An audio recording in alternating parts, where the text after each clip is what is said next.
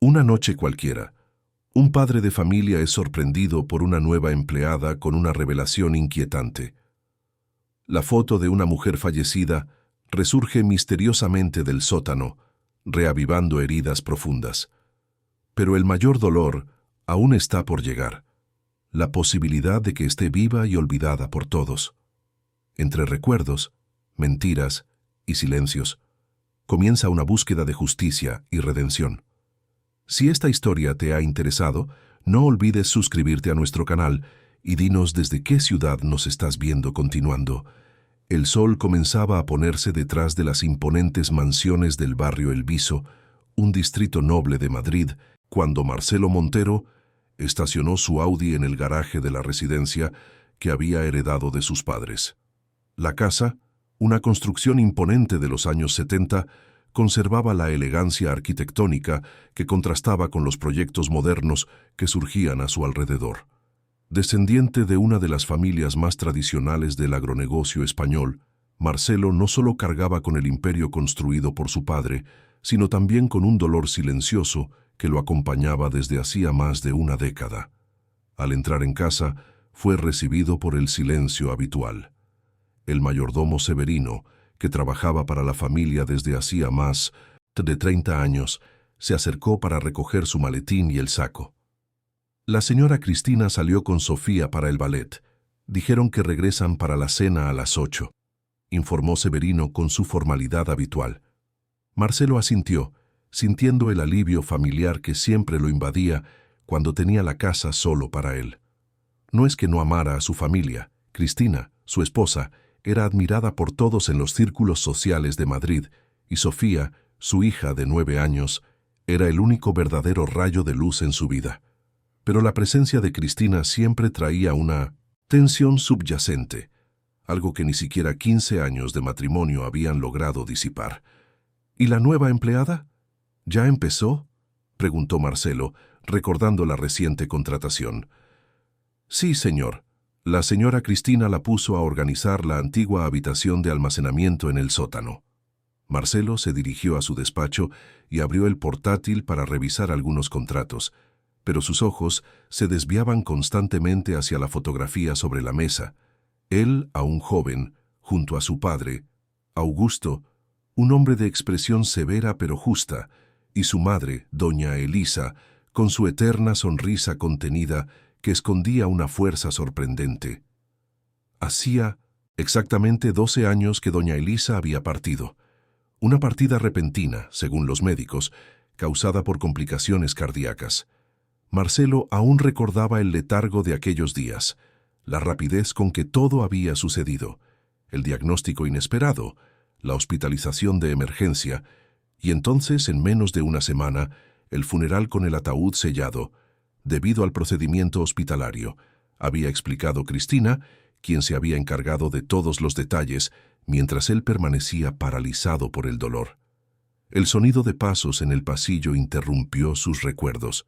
Un suave golpe en la puerta fue seguido por la voz de Severino. Con permiso, señor. La nueva empleada querría hablar con usted. Dijo que encontró algo que quizás le interese. Marcelo frunció el ceño, pero asintió. La puerta se abrió más, y una mujer de unos 50 años entró.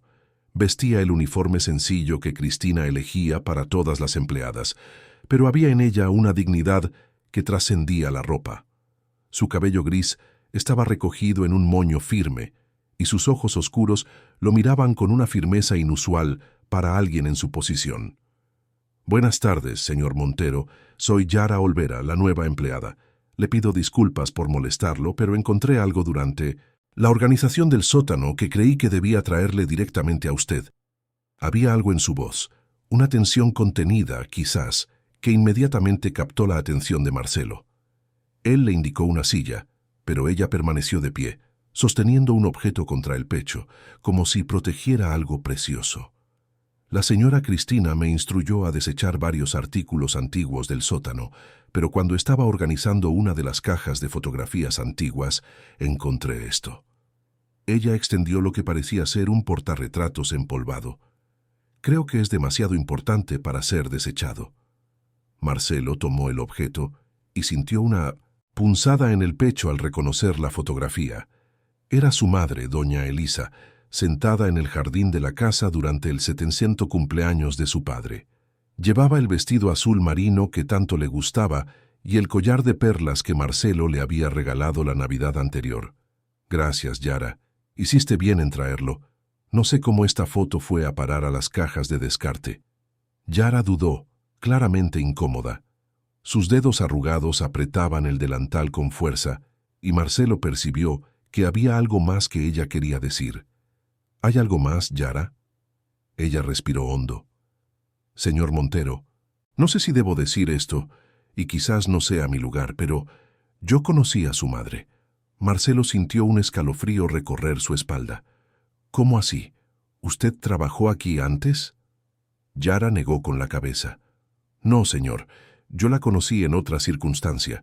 Trabajé durante 7 años en el Instituto San Camilo, una clínica para ancianos en Toledo. Su madre aún es una de las pacientes de allí. El mundo pareció detenerse para Marcelo. Las palabras de Yara resonaban en su mente, pero no tenían sentido. Su madre había fallecido. Él había estado en el funeral, había firmado los documentos, había visto el certificado de defunción. Esto es imposible. Mi madre falleció hace 12 años. Los ojos de Yara se llenaron de lágrimas. Lo siento mucho, señor, pero la mujer de la fotografía es la misma que cuidé durante casi 5 años. Doña Elisa Montero. Ella aún estaba en el instituto cuando fui despedida, hace 2 años. Yo la reconocería en cualquier lugar. Marcelo se levantó bruscamente, la rabia reemplazando el shock inicial. ¿Esto es algún tipo de estafa? Usted sabe quién soy, quién es mi familia. Yara se mantuvo firme, a pesar del temblor visible en sus manos. No es una estafa, señor.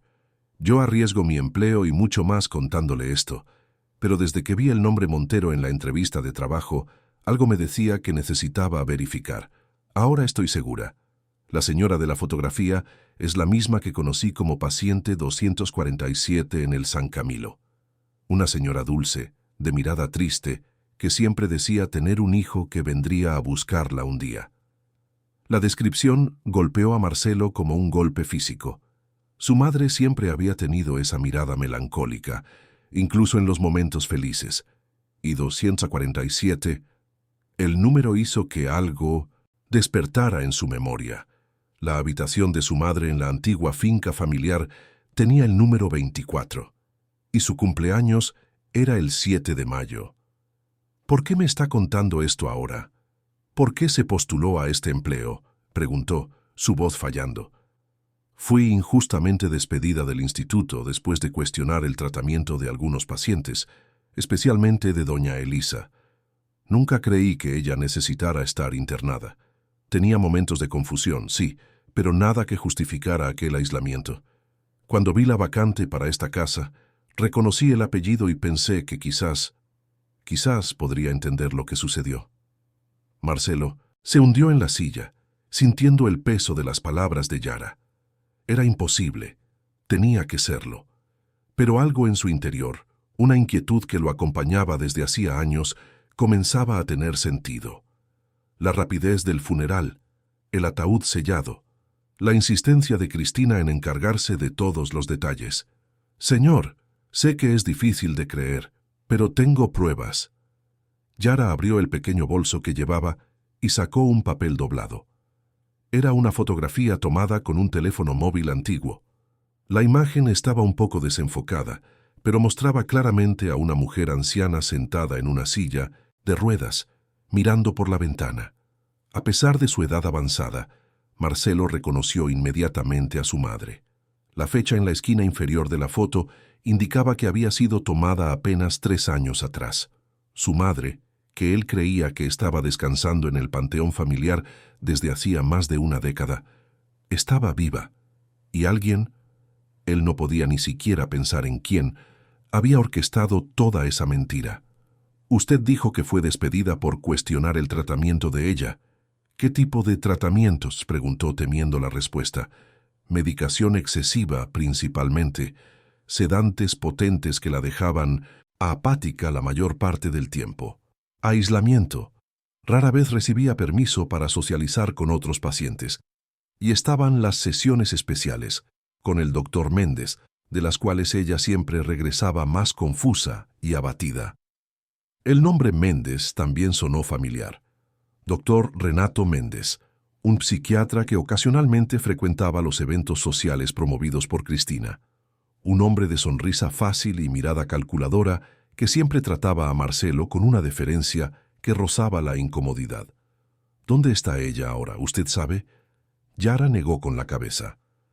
Después de que fui despedida, perdí contacto, pero el instituto tiene una filial, en Segovia, a donde transfieren a pacientes de larga internación. Oí rumores de que ella podría haber sido enviada allí. Marcelo miró nuevamente la fotografía en sus manos. La sonrisa de su madre, antes un recuerdo reconfortante, ahora parecía una acusación silenciosa. ¿Cómo no lo había percibido?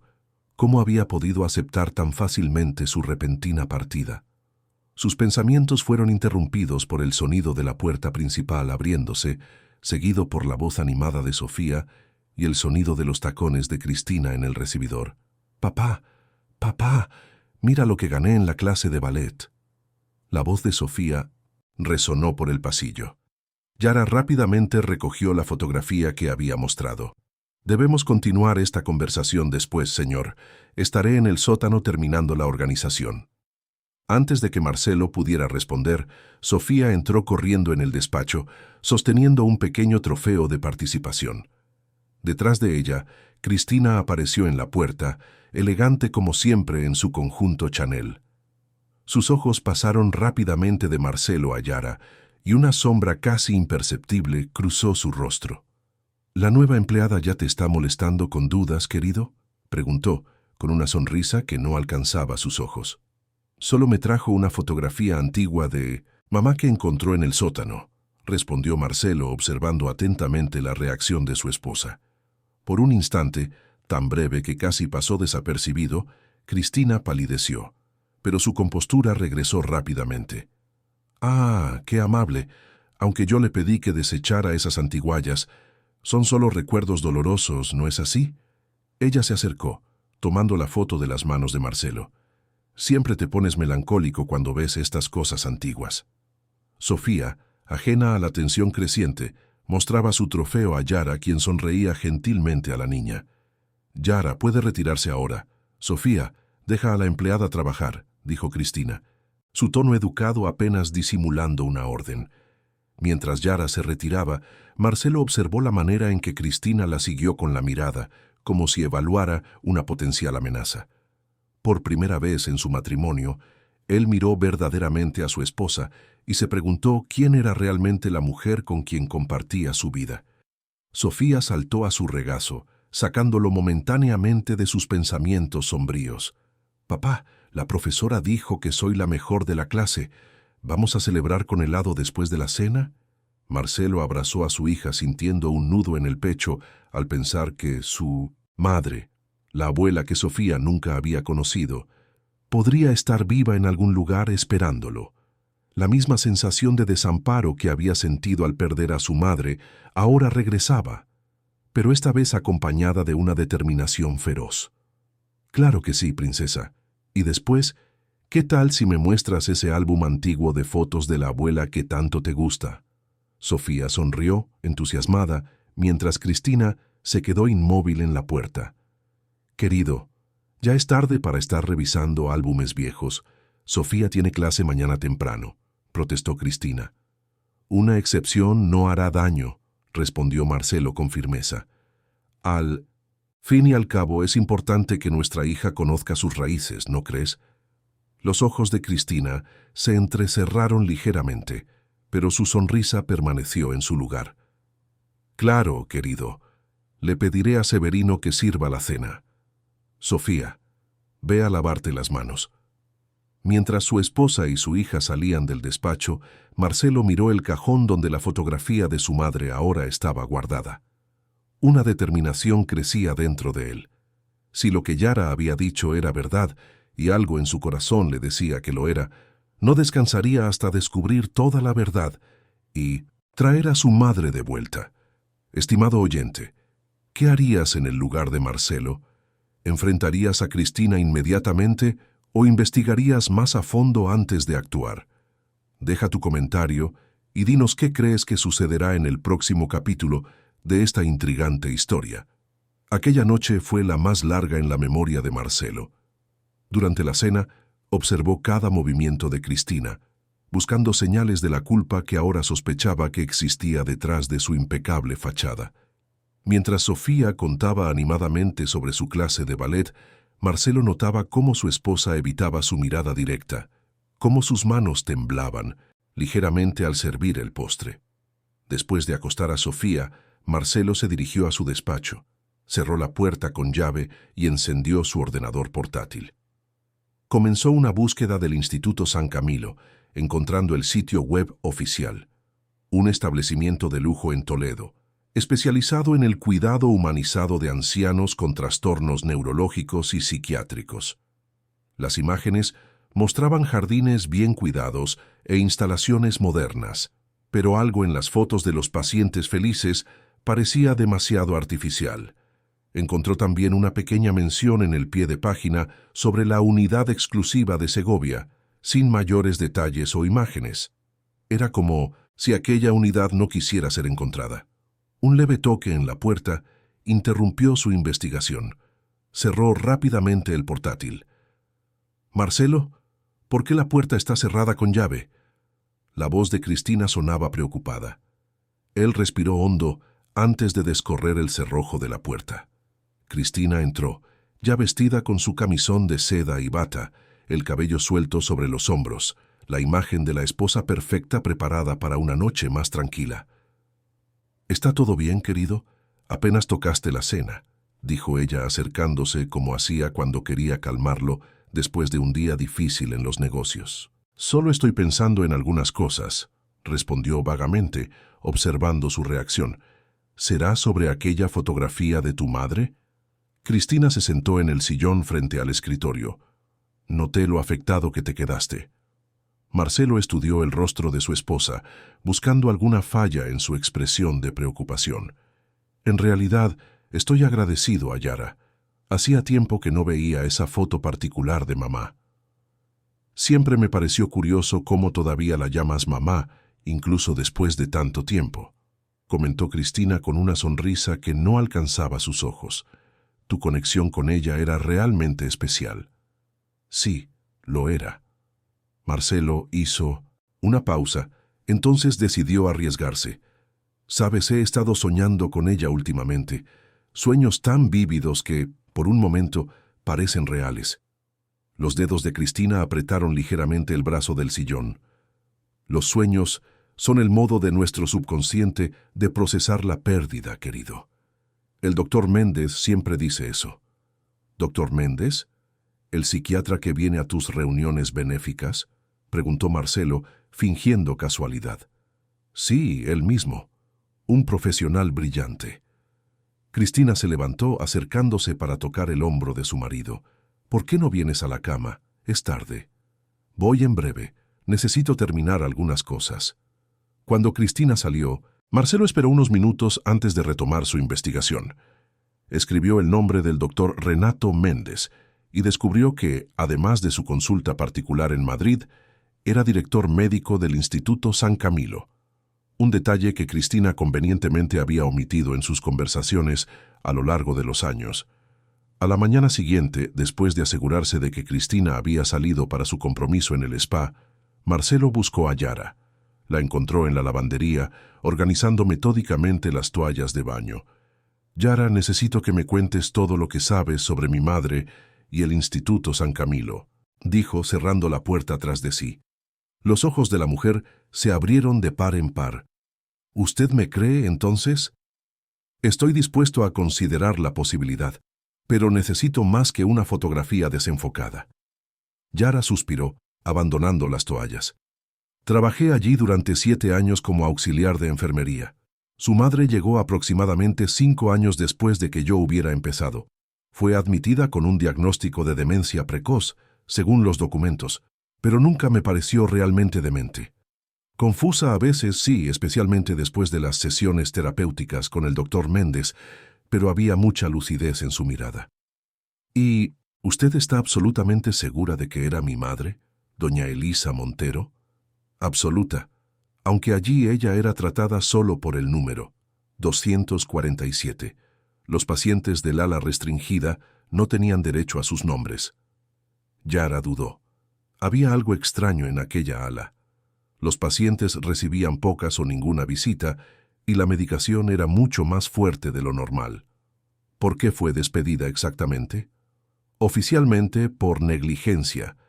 En realidad, fue porque cuestioné el tratamiento de su madre después de que la encontré intentando escribir una carta.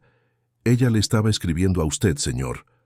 Marcelo sintió un nudo en el pecho. ¿Tiene alguna prueba concreta de todo esto? ¿Algo que pueda ayudarme a encontrarla? Yara dudó. No debería haber hecho esto, pero cuando percibí que sería despedida, copié algunas páginas de su historial clínico. Ella abrió un pequeño bolso que mantenía escondido entre las toallas y sacó algunas hojas dobladas. También tengo esto. Era una pulsera de identificación hospitalaria con el número 247 y el nombre E. Montero impreso. En el reverso, escrita a mano con un bolígrafo casi borrado, había una fecha. Traslado 15/06/2022. ¿A dónde fue trasladada? A la unidad de Segovia, como sospeché. Es un lugar más aislado, para pacientes considerados de larga duración o casos especiales. Pocos empleados del San Camilo tienen acceso a aquel lugar. Marcelo sostuvo la pulsera como si fuera una reliquia sagrada. Necesito una dirección, Yara, y necesito su ayuda. Tengo un contacto que aún trabaja en el instituto, una enfermera llamada Regina. Ella puede conseguir información, pero es arriesgado. Si su esposa lo descubre, mi esposa no lo descubrirá. Todavía no. Marcelo encaró a Yara con determinación. ¿Cuánto necesita para ponerse en contacto con esa Regina? Lo que sea necesario, yo lo pagaré. No quiero su dinero, señor. Quiero justicia. Lo que hicieron con su madre y con otros pacientes es inhumano. Entonces vamos a trabajar juntos en esto. ¿Hay algo más que pueda contarme sobre mi madre? ¿Algo que pueda ayudar a confirmar su identidad cuando la encuentre? Yara pensó por un momento. Ella frecuentemente mencionaba una cajita de música. Decía que era el regalo más precioso que usted le había dado y que, si la escuchaba de nuevo, sabría que usted había venido a buscarla. Las palabras de Yara golpearon a Marcelo como un rayo. La cajita de música de madera tallada que él había comprado en Toledo cuando aún era adolescente. Doña Elisa la mantenía siempre al lado de su cama, y la suave melodía de Para Elisa de Beethoven era como una firma sonora de su madre. Esa cajita debería estar entre sus pertenencias después de su supuesta partida. Nunca la encontré. Quizás valga la pena buscar de nuevo, sugirió Yara. En los días siguientes, Marcelo mantuvo una rutina aparentemente normal. Iba a la oficina, asistía a reuniones, cenaba con la familia. Pero por dentro, una revolución silenciosa estaba en curso. Durante el día buscaba discretamente información sobre el Instituto San Camilo y su misterioso anexo en 1900 Segovia. Por la noche, después de que Cristina se dormía, hurgaba en los documentos antiguos guardados en su despacho. Fue en una de esas noches que encontró algo perturbador. Una carpeta de documentos médicos que nunca había visto antes estaba escondida detrás de algunos libros de contabilidad en una estantería poco usada. Dentro, encontró informes psiquiátricos firmados por el doctor Renato Méndez, fechados pocas semanas antes de la supuesta muerte de su madre. Los documentos describían a doña Elisa como paciente con signos crecientes de demencia senil, con episodios de paranoia, representando riesgo para sí y para otros. La descripción era completamente incompatible con la madre que Marcelo conocía. Más perturbador aún era la firma de Cristina en los formularios de consentimiento para tratamiento psiquiátrico, fechada 3 meses antes del anuncio de la muerte de doña Elisa. Marcelo sintió una ola de náuseas. Cristina no solo sabía, sino que había participado activamente en todo. La mujer que había elegido para compartir su vida, la madre de su hija, era capaz de una crueldad que él jamás había imaginado posible. A la mañana siguiente, después de una noche sin dormir, Marcelo recibió un mensaje discreto de Yara. Regina confirmó. Unidad Serrana, de Segovia. Paciente 247 trasladada hace 3 años. Todavía está allí. La confirmación final de que su madre estaba viva golpeó a Marcelo con fuerza. 12 años. 12 años creyendo que ella descansaba en el panteón familiar, cuando en realidad estaba atrapada en una institución, lejos de todo y de todos los que amaba. Su luto se transformó en una determinación feroz de corregir esa injusticia. Durante el almuerzo recibió otro mensaje, una dirección en Segovia y una nota informando que Regina había conseguido acceso a la escala de turnos de la unidad. El viernes siguiente habría un cambio de turnos que crearía una ventana de aproximadamente 1 hora con seguridad reducida. Era su oportunidad. Marcelo analizó sus opciones. Podría confrontar a Cristina inmediatamente, pero sin pruebas concretas de la condición actual de su madre, se arriesgaba a un contraataque que podría comprometerlo todo. No, primero necesitaba encontrar a doña Elisa. Aquella noche, durante la cena, Cristina comentó casualmente: «Querido, estaba pensando en llevar a Sofía a visitar a mis padres en Salamanca este fin de semana. Tú podrías venir con nosotras». Marcelo reconoció la oportunidad perfecta. «Desafortunadamente no puedo. Tengo una reunión importante el viernes que puede extenderse hasta el sábado. Pero ustedes deben ir, Sofía adora a sus abuelos». Cristina pareció aliviada, exactamente como él esperaba. «Qué pena, pero entiendo, los negocios no esperan. Partiremos el viernes por la mañana, entonces». Cuando llegó el viernes, Marcelo se despidió de Cristina y Sofía, observando cómo el coche se alejaba con una mezcla de alivio y aprensión. Tan pronto como desaparecieron en la esquina, él llamó a Yara. «¿Está todo listo? ¿Conseguiste lo que pedí?» «Sí, señor». Regina proporcionó la tarjeta de acceso y el plano del lugar. Ella también confirmó que su madre todavía está allí, en la habitación 12 del segundo piso.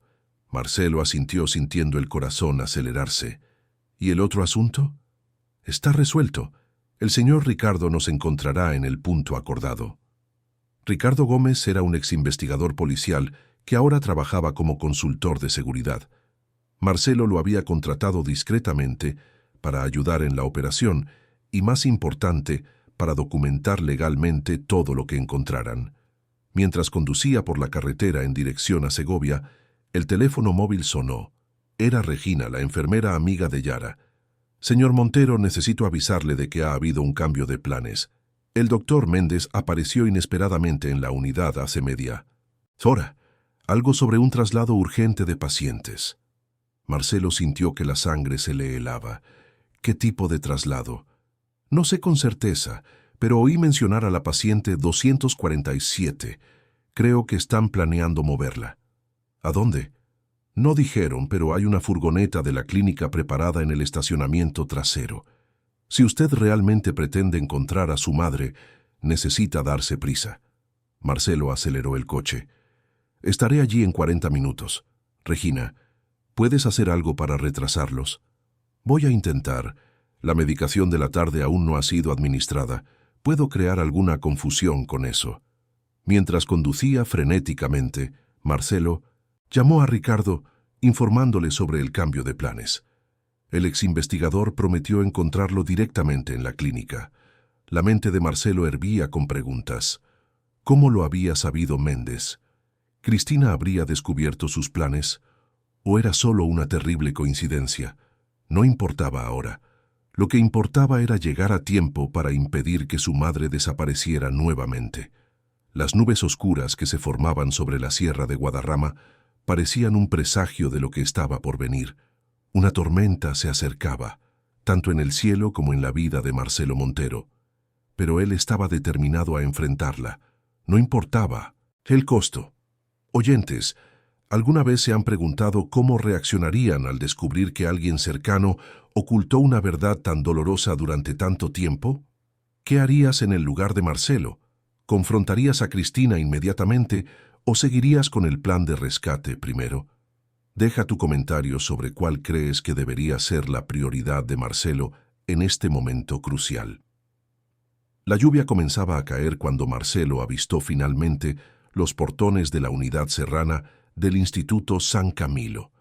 A diferencia de la sede en Toledo, con sus jardines exuberantes, el anexo de Segovia parecía intencionadamente discreto. Una construcción de 3 pisos parcialmente escondida por densa vegetación, rodeada por muros altos y con una única entrada vigilada por cámaras. Estacionó su coche a una distancia segura en una calle lateral y esperó. Pocos minutos después, Ricardo Gómez salió de su sedán negro y se acercó. «Señor Montero, la situación ha cambiado. Uno de mis contactos confirmó que hay movimiento inusual en la clínica. Un traslado está siendo organizado con urgencia». «Mi madre», dijo Marcelo, el corazón acelerado. «Necesitamos entrar ahora». Ricardo asintió abriendo una carpeta. «Tengo aquí un mandato judicial preliminar que conseguí a través de un juez amigo». «No, es exactamente lo que necesitaríamos para una operación oficial, pero nos dará algunos minutos de legitimidad si somos cuestionados». Marcelo revisó su teléfono móvil. Un mensaje de Regina acababa de llegar. El doctor Méndez salió a buscar documentos. Traslado programado para las 18:08. Paciente 247 está sedada, pero estable. La entrada lateral tiene menos vigilancia. Eran las 17:15. Tenían menos de una hora. «Vamos por el plan B», dijo Marcelo, indicando el plano de la clínica. «Entrada de servicio lado este». La lluvia aumentaba mientras caminaban rápidamente por el lateral del terreno. Una pequeña puerta de metal, parcialmente escondida por arbustos, era usada principalmente para entregas de suministros. «¿La tarjeta de acceso funcionará aquí?», preguntó Ricardo. Regina garantizó que sí. «Es una tarjeta maestra de empleados de mantenimiento», respondió Marcelo, pasando la tarjeta por el lector. Por un momento agonizante, nada sucedió. Entonces una luz verde parpadeó y la puerta emitió un clic suave. Estaban dentro. En el segundo piso, el ambiente cambiaba drásticamente. Pasillos amplios, bien iluminados e impecablemente limpios. Más parecidos a un hotel de lujo que a una institución médica. Pero el silencio era perturbador. Ningún paciente a la vista, ninguna interacción, solo ocasionales enfermeras que pasaban apresuradas. Siguieron por el pasillo principal, intentando parecer como si pertenecieran al lugar. Una enfermera se acercaba, llevando una bandeja con medicamentos. «Permanece tranquilo», murmuró Ricardo. «Déjame hablar». La enfermera se detuvo, frunciendo el ceño al ver a los dos hombres. «Esta área es restringida. Ustedes no deberían estar aquí». Ricardo mostró una credencial falsificada. «Inspección de seguridad. Estamos verificando las salidas de emergencia por orden de la dirección en Madrid». La enfermera dudó, claramente desconfiada. «No fuimos informados sobre ninguna inspección hoy. Fue una solicitud de última hora, debido a la visita inminente de la Comisión de Salud», respondió Ricardo.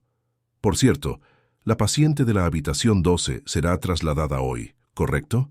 Necesitamos verificar el recorrido de evacuación de ese sector primero». La mención a la habitación 12 hizo que la enfermera palideciera. En ese momento, el teléfono de la estación de enfermería sonó. La enfermera miró hacia atrás, indecisa. «Por favor, atienda», dijo Ricardo. «Continuaremos nuestra verificación mientras tanto». Ella asintió a regañadientes y se alejó para atender el teléfono. Era la oportunidad que necesitaban. Se apresuraron por el pasillo hasta llegar a la puerta marcada con el número 12. No había nombre, solo el número. Marcelo pasó la tarjeta por el lector, rezando para que funcionara. La luz verde parpadeó y la puerta se abrió. La habitación era más grande de lo que Marcelo esperaba, decorada con buen gusto, pero con la impersonalidad de una habitación de hotel cara. Una cama hospitalaria ocupaba el centro del espacio y en ella, parcialmente sentada con la ayuda de almohadas, estaba una mujer anciana. Marcelo sintió que las piernas le flaqueaban al reconocerla. El tiempo había dejado marcas. Cabello completamente blanco, rostro más arrugado, cuerpo más frágil, pero los ojos eran inconfundiblemente los de su madre, doña Elisa Montero. Ella miraba por la ventana, hacia la lluvia que caía en el jardín exterior, y parecía no haber notado su entrada. Su expresión era distante, probablemente efecto de los sedantes. «Madre», llamó Marcelo, su voz temblaba. «Mamá». Doña Elisa giró lentamente la cabeza en dirección a la voz. Sus ojos, inicialmente desenfocados, gradualmente ganaron un brillo de reconocimiento. «¿Marcelo?» Su voz era un susurro ronco. «¿Eres tú mismo o es otro de mis sueños?» Marcelo se acercó rápidamente a la cama, tomando las manos frágiles de su madre entre las suyas. «Soy yo, mamá. Vine a buscarte. Vine a llevarte a casa». Lágrimas comenzaron a deslizarse por el rostro arrugado de doña Elisa. «Sabía que vendrías. Todos decían que me habías olvidado, que creías que estaba muerta. Pero yo lo sabía, hijo mío. Una madre lo sabe». Ricardo, discretamente, había comenzado a filmar la escena y a documentar la habitación. Fotografió los medicamentos en la mesita de noche, la identificación en la pulsera de doña Elisa, el historial médico. «Señora Montero», dijo él respetuosamente acercándose, «soy Ricardo Gómez, estoy aquí para ayudar a su hijo a llevarla a casa. ¿Puede confirmar para la cámara su nombre?» «¿Completo?» Elisa miró a Ricardo con una lucidez sorprendente. «Elisa Costa Montero. Nací el 7 de mayo de 1947 en Madrid. Mi hijo es Marcelo Costa Montero, nacido el 12 de agosto de 1975, y estoy atrapada en este lugar contra mi voluntad desde hace casi 12 años». La firmeza en su voz contradecía completamente el diagnóstico de demencia que justificaba su internación. Marcelo sintió una mezcla de alivio y furia creciente. «Mamá, ¿puede levantarse? Necesitamos sacarla de aquí ahora». Doña Elisa asintió intentando moverse. «Me dieron algo esta tarde, como siempre hacen cuando viene el doctor Méndez». Me deja confusa con las piernas temblorosas. «Pero pasará». Mientras Marcelo ayudaba a su madre a vestirse con un albornoz y pantuflas, oyeron voces en el pasillo. «Es él», susurró doña Elisa, súbitamente tensa. «Méndez. Puedo reconocer su voz en cualquier lugar». Ricardo se movió rápidamente hasta la puerta, la entreabrió y espió. 2 hombres y una enfermera. Uno de ellos debe ser Méndez. Vienen para acá. Marcelo miró a su alrededor, desesperado. No había otra salida aparte de la puerta principal. Una idea súbita se le ocurrió a Marcelo. Sacó del bolso la cajita de música que había traído. «Mamá, ¿te acuerdas de esto?» Los ojos de doña Elisa se iluminaron al ver el objeto. «Mi cajita, ¿la encontraste? Voy a abrirla ahora, mamá, y cuando la música empiece, quiero que confíes en mí, completamente». Marcelo giró la pequeña llave dorada en el lateral de la cajita. La suave melodía de Para Elisa llenó la habitación justo cuando la puerta se abría. El doctor Renato Méndez entró, acompañado de un hombre robusto que parecía ser de seguridad y de la enfermera que habían encontrado anteriormente. Sus ojos se abrieron de par en par al ver la escena. Marcelo de pie junto a la cama, Ricardo con una cámara y doña Elisa sentada en el borde del lecho, vistiendo un albornoz sobre el camisón. «¿Qué significa esto?», exigió Méndez. «Esta es un área restringida. ¿Quién autorizó su entrada?». Marcelo encaró al hombre que, durante 12 años, había mantenido a su madre prisionera. Era más viejo de lo que recordaba de los eventos sociales, cabello totalmente gris, rostro marcado por arrugas de expresión que denotaban más arrogancia que bondad. «Vine a buscar a mi madre, doctor Méndez. Se acabó su esquema». Méndez palideció por un instante, pero recuperó la compostura profesional con impresionante rapidez. «Señor Montero, comprendo su confusión, pero esta paciente sufre de demencia avanzada y delirios. Ella no está en condiciones de salir de aquí. Su propia esposa firmó la autorización para el tratamiento continuado». «Mi esposa no tiene autoridad legal para eso», replicó Marcelo, «y tenemos aquí pruebas suficientes de que mi madre está perfectamente lúcida». Ricardo dio un paso adelante, aún filmando. Doctor Renato Méndez, estoy documentando todo esto como investigador licenciado.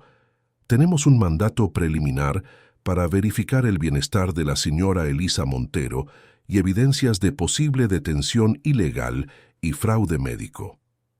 Méndez miró a la cámara, visiblemente afectado. Esto es un absurdo. Pablo, llama a seguridad. El hombre robusto dio un paso hacia la puerta, pero Ricardo fue más rápido, bloqueando el camino. Yo no haría eso. Cualquier intento de impedir nuestra salida solo agravará las acusaciones.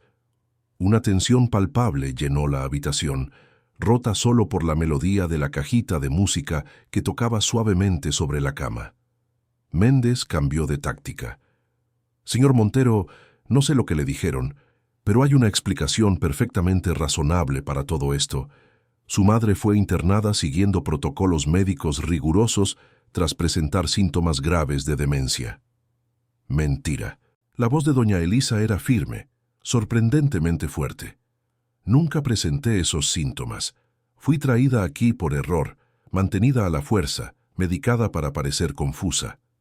Ella está confusa, insistió Méndez. Parte del cuadro clínico incluye la creación de narrativas alternativas. Marcelo sintió la rabia quemar dentro de sí, pero mantuvo la calma. Doctor Méndez, usted tiene exactamente 5 segundos para apartarse de nuestro camino, o enfrentará no solo un proceso por fraude médico y detención ilegal, sino también por conspiración y falsificación de certificado de defunción. La mención a la Policía Federal pareció finalmente socavar la confianza de Méndez. Él retrocedió un paso, evaluando sus opciones. «Pablo», dijo finalmente, «déjelos pasar». El guardia de seguridad dudó. «Doctor, la señora Almeida dejó instrucciones específicas. Dije que los dejara pasar», cortó Méndez. «Nos ocuparemos de esto por canales oficiales». Marcelo entendió inmediatamente. Méndez prefería evitar un enfrentamiento que podría resultar en su arresto inmediato. Probablemente esperaba ganar tiempo para alertar a Cristina. «Vamos, mamá», dijo Marcelo, ayudando a doña Elisa a caminar. Ella se apoyó firmemente en su hijo, y juntos comenzaron a dirigirse a la puerta. La enfermera bajó los ojos cuando pasaron. Ricardo lo seguía justo detrás, la cámara aún encendida. «Señor Montero», llamó Méndez cuando ya estaban en el pasillo, «piense bien en lo que está haciendo. Su esposa hizo lo que creía que era mejor para todos. Hay cuestiones familiares involucradas que quizás usted desconozca». Marcelo se detuvo y se giró lentamente. ¿Qué cuestiones familiares justificarían hacer que una madre creyera que fue abandonada por su hijo? ¿Qué cuestiones justificarían hacer que un hijo enterrara un ataúd vacío creyendo que su madre estaba muerta? Méndez no respondió, pero su mirada lo decía todo. Había más en esta historia, algo que Marcelo aún no sabía. «Vamos a descubrirlo todo, doctor. Y cuando eso suceda, ni todo su prestigio o dinero podrá salvarlo». El pequeño grupo continuó por el pasillo, encontrando a otros empleados que los observaban con asombro, pero nadie intentó impedirlos. Cuando llegaron a la escalera de servicio, Ricardo verificó si no estaban siendo seguidos. «Limpio. Pero necesitamos ser rápidos. Tan pronto como lleguemos al coche, iremos directamente al hospital en Segovia. Necesitamos un informe médico independiente sobre el estado de la señora Montero». Bajar las escaleras fue un proceso lento, con doña Elisa aún bajo efecto de sedantes. Cuando finalmente alcanzaron la puerta de servicio por la que habían entrado, la lluvia caía con más fuerza. «¿Puedes caminar hasta el coche, mamá?», preguntó Marcelo. Doña Elisa miró la lluvia y sonrió. Una sonrisa genuina que iluminó su rostro cansado. «12 años sin sentir la lluvia en la cara, hijo mío. Aunque tuviera que gatear, saldría de aquí». Marcelo sintió que las lágrimas se mezclaban con la lluvia mientras ayudaba a su madre por el camino empapado hasta el coche. Ricardo lo seguía justo detrás, el equipo protegido bajo su abrigo, constantemente verificando si no eran seguidos. En el coche, Marcelo ayudó a su madre a acomodarse en el asiento trasero, mientras Ricardo guardaba el equipo en el maletero de su propio vehículo. «Voy a seguirlos hasta el hospital», dijo el investigador. No se detengan por nada. Marcelo asintió, encendiendo el motor. Antes de partir miró a su madre por el retrovisor. Ella observaba la lluvia por la ventana, tocando el cristal con las puntas de los dedos, como una niña fascinada. ¿Está todo bien, mamá? Doña Elisa sonrió a su hijo a través del espejo. Está todo maravilloso, hijo mío. Finalmente, después de tantos años, estoy volviendo a casa. Mientras conducía por las calles mojadas de Segovia en dirección al hospital, su teléfono móvil sonó en manos libres. Era Yara. Señor Marcelo, la señora Cristina acaba de llamar a casa preguntando por usted. Parecía muy nerviosa. Dijo que está volviendo de Salamanca inmediatamente. Ella ya lo sabe, murmuró Marcelo. Méndez debe haberla alertado. Al colgar, Marcelo notó que su madre lo observaba atentamente. Esa Yara, dijo doña Elisa, fue ella quien lo encontró, ¿no? ¿Quién contó la verdad? Sí, ella trabajó en el instituto y la cuidó a usted. Fue despedida por intentar ayudarla. Doña Elisa asintió. La recuerdo. Una de las pocas que me trataba como persona, no como un número. Su voz falló. Marcelo, ¿desde hace cuánto tiempo sabes que estoy viva? Apenas unos días, mamá. Yara empezó a trabajar en nuestra casa la semana pasada. Cuando vio su foto, la reconoció inmediatamente. Y mi nieta. Tienes una hija, ¿verdad? Oí a las enfermeras comentando sobre la nieta de la 247 algunas veces. Marcelo sintió un nudo en el pecho. Sí, Sofía. Tiene 9 años. Es hermosa, inteligente, sensible. Ella cree que su abuela está en el cielo. Fue lo que Cristina siempre le dijo. Cristina. El nombre salió como un suspiro pesado de los labios de doña Elisa. Tu esposa nunca me quiso, Marcelo. Desde el principio percibí cómo me veía. Un obstáculo. Pero nunca imaginé que llegaría a tanto. ¿Por qué, mamá? ¿Por qué ella haría eso? Doña Elisa se quedó en silencio por un largo momento. Hay cosas que necesitas saber, hijo mío. Sobre tu padre, sobre el testamento, sobre la empresa. Pero no ahora. Primero, necesitamos garantizar que estoy realmente libre. Llegaron al Hospital Santa Teresa, donde Ricardo ya había contactado a un médico de confianza que los esperaba. Mientras su madre era examinada, Marcelo aprovechó para llamar a su abogado, explicando brevemente la situación y solicitando medidas inmediatas. Una orden de restricción contra Cristina y Méndez, documentación legal confirmando que doña Elisa estaba viva, y el inicio de los procesos criminales contra los responsables. 2 horas después, salieron del hospital con un informe médico atestiguando que doña Elisa Montero estaba perfectamente lúcida, presentando solo signos de ansiedad leve y efectos secundarios de medicación sedativa. No había ningún indicio del cuadro de demencia descrito en su historial clínico. ¿A dónde vamos ahora?, preguntó Ricardo, encontrándolos en la salida. A casa, respondió Marcelo firmemente. Es hora de que mi madre regrese a donde siempre debería haber estado. Doña Elisa apretó la mano de su hijo. ¿Y Cristina? ¿Estará allí? Probablemente, pero no se preocupe, no estará por mucho tiempo. Ricardo frunció el ceño. ¿Está seguro de que es prudente? Ella puede crear problemas. Tengo guardias de seguridad en la casa. Además, Marcelo miró a su madre. Hay una persona que necesita conocer a su abuela, y eso ya no puede esperar. Mientras conducían de regreso a Madrid, la tormenta finalmente comenzaba a dar tregua. Doña Elisa se había dormido en el asiento trasero, exhausta por los eventos del día. Su teléfono móvil vibró con un mensaje de texto. Era de Cristina. Sé lo que hiciste. Te estoy esperando en casa. Necesitamos hablar antes de que cometas un error irreparable. Marcelo no respondió. No había nada más que decir. La conversación que tendrían no sería sobre reconciliación o explicaciones. Sería sobre consecuencias. Tú, que nos estás acompañando en esta jornada, ¿crees que Marcelo debe escuchar las explicaciones de Cristina o simplemente exigir que ella abandone su casa inmediatamente? ¿Qué pudo haber motivado tanta crueldad? Deja tu comentario y participa en esta historia que está llegando a su momento más dramático. La mansión de los Montero estaba completamente iluminada cuando Marcelo estacionó el coche en la entrada. La lluvia había cesado, dejando en el aire ese olor característico a tierra mojada. A su lado, Ricardo observaba atentamente la residencia, buscando señales de cualquier actividad sospechosa. ¿Está seguro de que desea hacer esto ahora?, preguntó el investigador. Podríamos llevarla a un hotel, darle tiempo para descansar. Marcelo negó con la cabeza. No.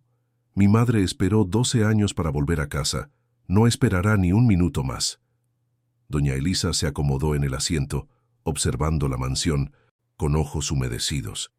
Esta casa parece la misma, pero diferente al mismo tiempo, como en un sueño distante. Muchas cosas han cambiado, mamá, pero su lugar aquí nunca fue ocupado, no verdaderamente. Marcelo se volvió hacia ella. ¿Está lista? Ella asintió respirando hondo. Estoy lista para recuperar mi vida. Severino, el mayordomo, abrió la puerta principal antes incluso de que tocaran el timbre. Sus ojos se abrieron de par en par al reconocer la figura frágil que bajaba del coche apoyada en el brazo de Marcelo. «Doña Elisa», su voz falló. «Dios mío, ¿es usted misma?» «Hola, Severino», sonrió doña Elisa, su voz entrecortada. «Parece que no ha envejecido ni un día». El viejo mayordomo no pudo contener las lágrimas. «Todos estos años creímos que usted había...» «Lo sé», interrumpió doña Elisa suavemente.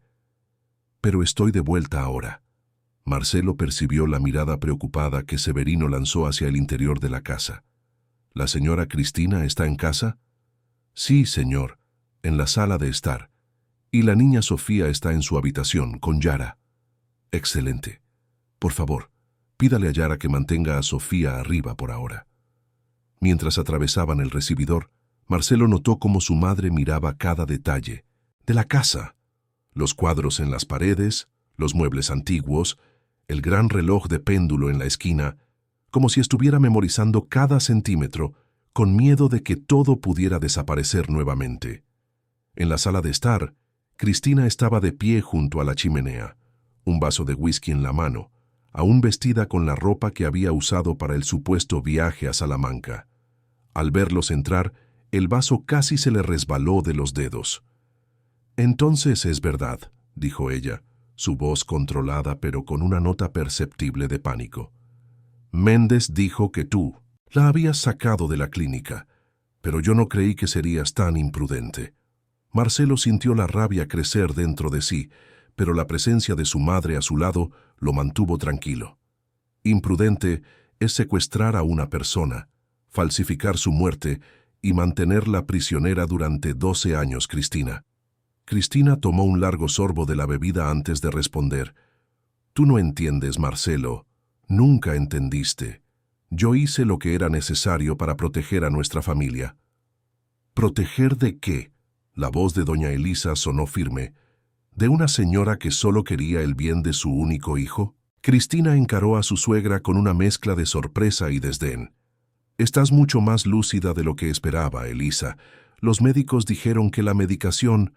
«Ya no me dopan desde hace algunas horas», interrumpió doña Elisa. «Y sorprendentemente, todos los síntomas de mi supuesta demencia parecen haber desaparecido». Ricardo, que había permanecido en la puerta, continuaba documentando todo con una pequeña cámara. Cristina le lanzó una mirada furiosa. «¿Quién es este hombre? ¿Por qué está filmando en mi casa?» «Este es Ricardo Gómez, investigador privado», explicó Marcelo. «Y esta ya no es tu casa, Cristina. Quiero que recojas tus cosas y te vayas antes del amanecer». Cristina rió, un sonido frío y sin humor. «No puedes estar hablando en serio.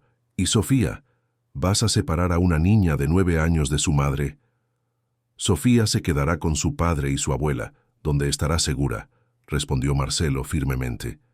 «Y tendrás suerte si consigues visitas supervisadas después de lo que hiciste». El rostro de Cristina palideció. Por un momento, ella pareció genuinamente vulnerable. Entonces, su expresión se endureció nuevamente. «¿Realmente crees que soy el monstruo de la historia? ¿Que hice todo esto por maldad?» Ella caminó hasta un escritorio en la esquina de la sala, abrió un cajón y sacó una carpeta. Quizás sea hora de que conozcas la verdad completa sobre tu querida madre. Marcelo sintió a doña Elisa tensarse a su lado. No caigas en sus manipulaciones, hijo, susurró. Cristina abrió la carpeta y sacó algunas hojas. Tu madre nunca te contó sobre los momentos finales de tu padre, ¿verdad? Sobre cómo murió realmente. Mi padre tuvo un ataque cardíaco, respondió Marcelo. Estaba en la finca cuando sucedió. Es lo que todos creen. Cristina extendió un documento. Este es el verdadero informe de la autopsia de Mintusep Augusto Montero. Un informe que tu madre logró suprimir. Marcelo dudó, mirando a su madre, cuyo rostro había perdido el color. Con renuencia, tomó el papel de las manos de Cristina. El documento parecía auténtico. Papel con membrete del Instituto Médico Forense, firmas oficiales. Pero las conclusiones eran impactantes. Causa de la muerte: paro cardíaco inducido por sobredosis de digitálicos. Clasificación: envenenamiento. Circunstancias sospechosas que exigen investigación adicional. Marcelo sintió que el suelo se le escapaba bajo los pies. Esto no puede ser verdad. Es una falsificación, dijo doña Elisa, su voz temblorosa. Augusto tuvo un ataque cardíaco. Natural. Yo estaba con él cuando sucedió. Exactamente. Cristina sonrió fríamente. Tú eras la única presente cuando él murió. Y curiosamente, semanas antes, él había modificado su testamento. Marcelo miró de su madre a Cristina, sintiéndose perdido entre dos narrativas incompatibles. ¿Qué restricciones? Cristina retiró otro documento de la carpeta. Tu padre descubrió algo sobre el pasado de tu madre. Algo que lo hizo temer por ti y por el futuro de la empresa. En el testamento original, él había estipulado que doña Elisa solo podría administrar su parte de los bienes bajo la supervisión de un consejo familiar. Esto es absurdo, protestó doña Elisa, pero su voz había perdido parte de la firmeza anterior. Entonces explica esto. Cristina le entregó a Marcelo lo que parecía ser una página de un diario. La caligrafía era inconfundiblemente la de su padre. La última entrada del diario de Augusto, escrita 3 días antes de su muerte. Marcelo leyó en voz alta. Descubrí hoy algo terrible sobre Elisa. Todos estos años, y ella nunca me contó sobre su pasado en Valladolid, sobre lo que sucedió en aquella clínica, sobre el niño. ¿Cómo puedo confiar en ella ahora? ¿Cómo puedo dejar el futuro de Marcelo en manos de alguien que ocultó algo tan grave? Necesito proteger a nuestro hijo, nuestro legado. Mañana hablaré con el doctor Méndez sobre cómo proceder. Un silencio pesado cayó sobre la sala. Marcelo se volvió lentamente hacia su madre, cuyos ojos ahora rebosaban lágrimas. «Mamá, ¿de qué está hablando? ¿Qué clínica? ¿Qué niño?» Doña Elisa cerró los ojos por un momento. «Tu padre descubrió algo que sucedió mucho antes de que yo lo conociera. Algo que yo había enterrado en el pasado porque era demasiado doloroso. Ella estuvo internada en una institución psiquiátrica a los 19 años», intervino Cristina, su voz cargada de triunfo. «Por infanticidio». «¡No!», gritó doña Elisa con una fuerza sorprendente. «No fue así. Nunca fue así». Marcelo se sintió mareado, incapaz de procesar lo que estaba escuchando. Ricardo había dejado de filmar y observaba la escena con expresión grave. «Tuve una hija antes de conocer a tu padre», explicó doña Elisa, sosteniendo la mano de Marcelo. «Era muy joven, soltera, de una familia tradicional. Fui enviada a una casa de reposo en Valladolid para esconder el embarazo. Cuando la bebé nació me dijeron que era mortinata. Años después descubrí que era mentira. Ella estaba viva. Había sido entregada en adopción sin mi consentimiento». «Esa es la versión conveniente que ella cuenta», interrumpió Cristina. «Pero los registros de la clínica muestran otra historia. La niña murió por negligencia. Los registros fueron falsificados».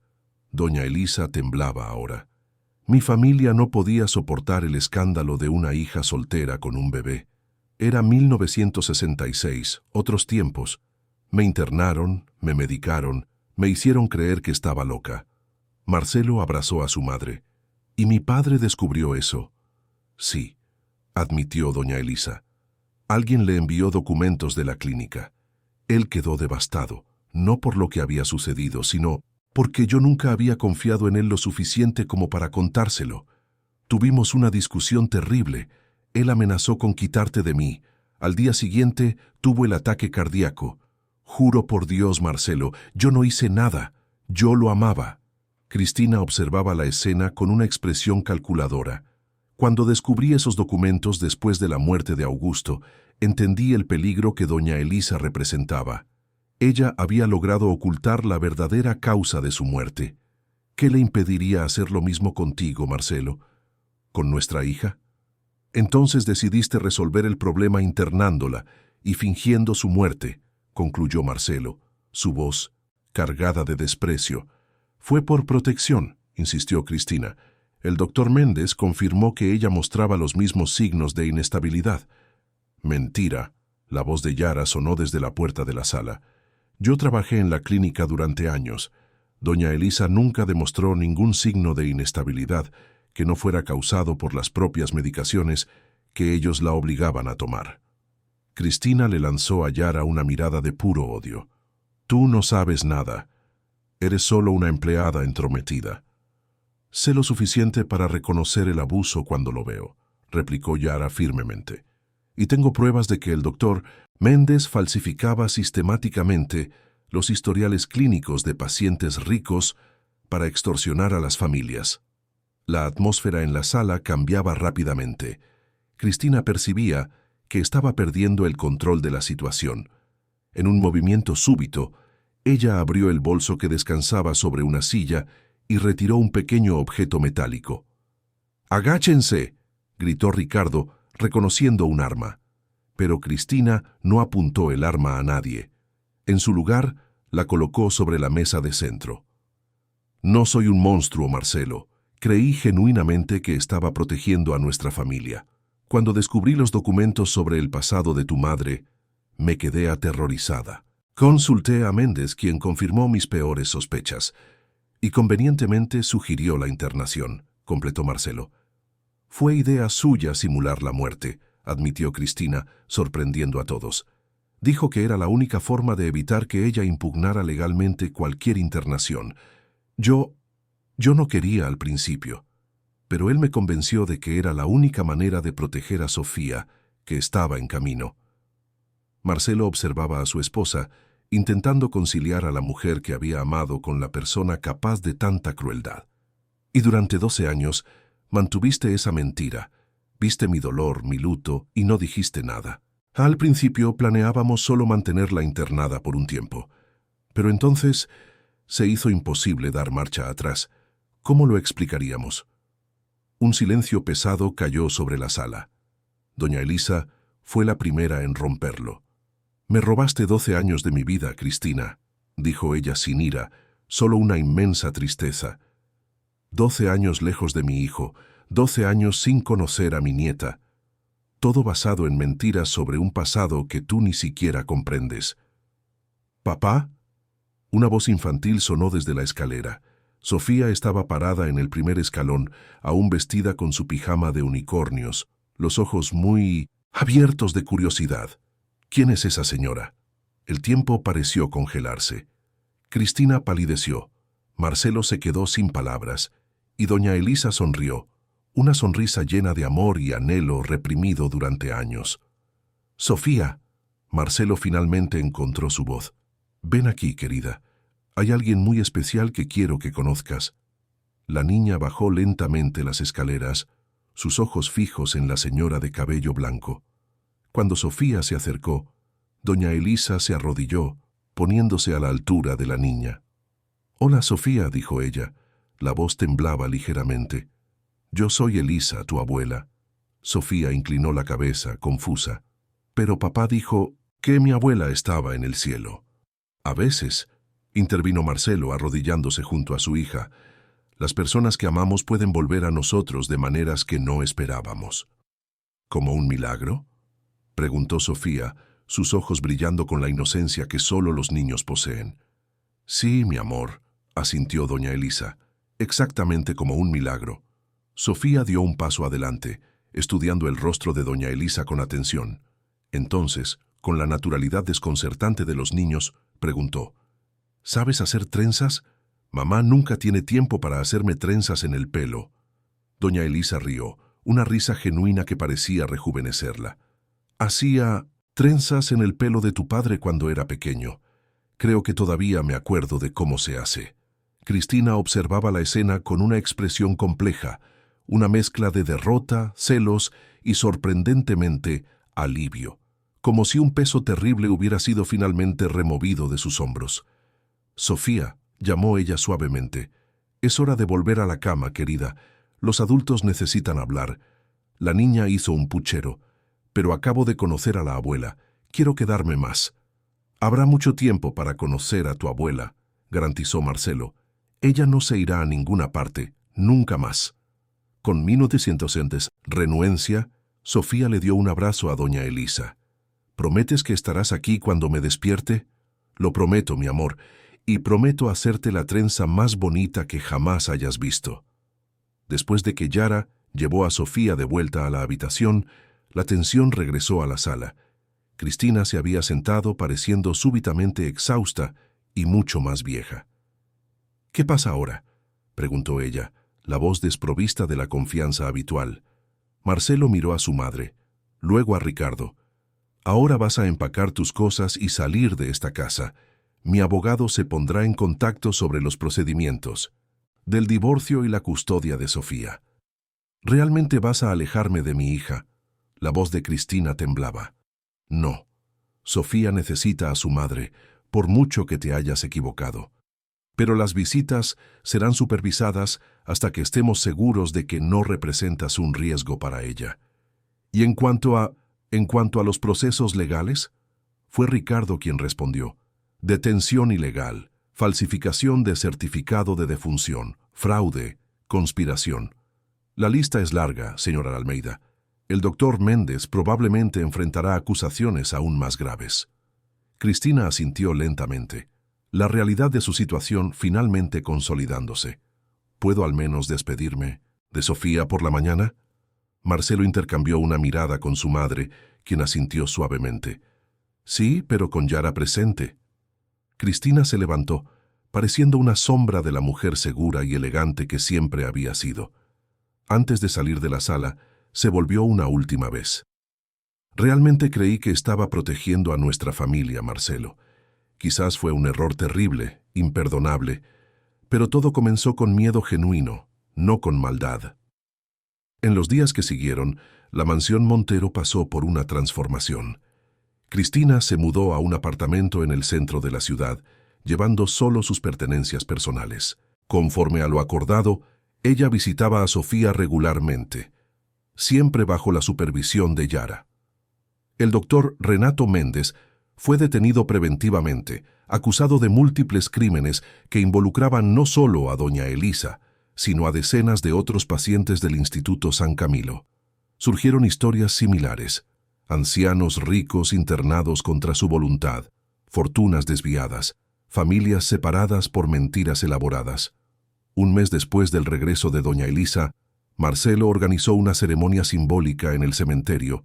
El ataúd vacío fue exhumado, y en su lugar plantaron un árbol de hipé amarillo, símbolo de renovación y esperanza. En casa, doña Elisa y Sofía se hicieron inseparables.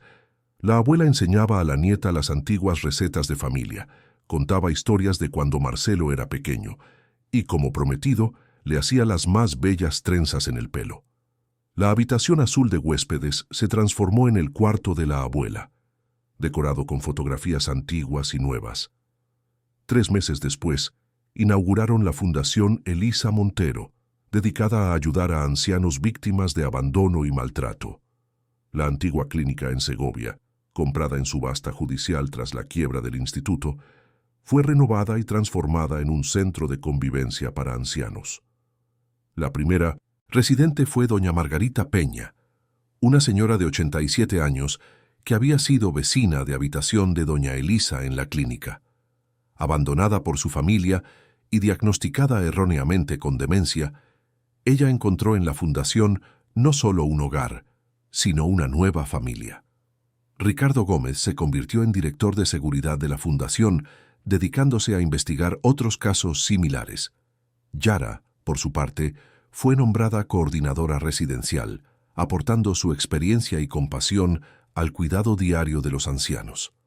En cuanto a Cristina, después del juicio que la condenó a 5 años de prisión, convertidos en servicios comunitarios y a libertad condicional, ella sorprendió a todos iniciando un proceso genuino de redención. Comenzó a trabajar voluntariamente en la fundación, inicialmente solo para estar más cerca de Sofía, pero gradualmente desarrollando un respeto renuente por doña Elisa. Nunca hubo perdón completo. Algunas heridas son demasiado profundas para cicatrizar por completo, pero un entendimiento mutuo comenzó a surgir. Doña Elisa fue la primera a tender la mano. «El rencor solo envenena a quien lo lleva», dijo ella cierta vez a Marcelo. Además, ella es la madre de Sofía. Por mucho que se haya equivocado, necesita formar parte de la vida de la niña. Un año después de la apertura de la fundación, Marcelo se encontraba en su despacho cuando Severino anunció una visita inesperada. «Una señora llamada Clara Silvera desea verlo, señor. Dice ser un asunto relacionado con su madre». Intrigado, Marcelo recibió a la visitante, una mujer de aproximadamente 60 años, cabello gris y ojos sorprendentemente familiares. «Señor Montero», comenzó ella, visiblemente nerviosa. «Vi la entrevista de su madre en la televisión sobre la fundación. Cuando ella mencionó Valladolid, la clínica, el año de 1966, no pude creerlo». Marcelo sintió el corazón acelerar. «¿Conoció a mi madre en 1900, aquella época?» «No exactamente.